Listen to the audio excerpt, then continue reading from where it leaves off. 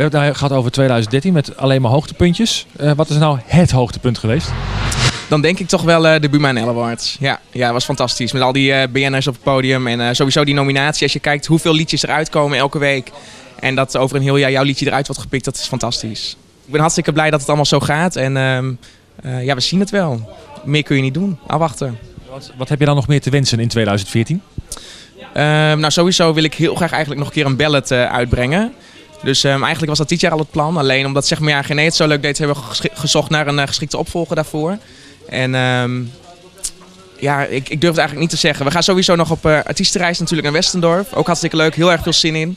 En voor de rest, ja, dat zeg ik afwachten. We zien het wel. De kerstdagen staan voor de deur. Hoe ga jij die doorbrengen? Met kerst met familie. En daarna hopelijk naar een warm oord om daar oud en nieuw te vieren. Welk oord zou het dan moeten gaan worden? Nou, Curaçao zou wel heel leuk zijn. Dat is wel een populair oord rond de feestdagen. Klopt, ja, ik sprak Glennis Grace via de social media en die zei dat ze daar een concert gaat geven met Jeroen van der Boom. Dus allemaal Nederlanders daar, denk ik. Ja, heel erg veel zin in.